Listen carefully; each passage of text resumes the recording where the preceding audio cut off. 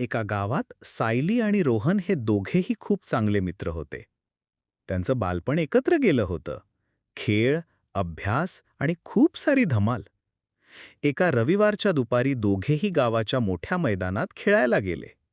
आकाशात काळे ढग जमले होते. वाऱ्याचा वेग वाढत होता. पण खेळात रममाण झालेल्यांना वेळेचं भान कुठे असतं? तेवढ्यात दूरवरून मोठा आवाज आला. पूर आला, नदीला पूर आलाय. लोक आरडाओरडा करत धावत होते. नदीला आलेल्या पुरामुळे जवळचं छोटं फूलही वाहून जात होतं. पाणी वेगाने चहूबाजूंनी पसरत होतं.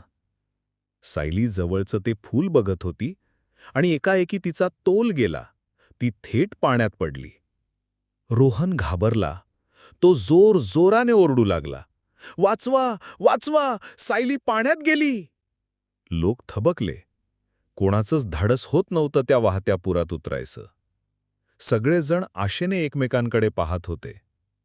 तेवढ्यात एक आवाज आला, "हू, हू!" एक धावता, मजबूत आणि शूर कुत्रा तिथे पोहोचला. त्याचं नाव होतं टॉमी. गावातलं सगळ्यांचं लाडकं प्राणी. टॉमीने क्षणाचाही विलंब न करता पाण्यात उडी घेतली. सायली त्या पाण्याच्या प्रवाहात झुंज देत होती.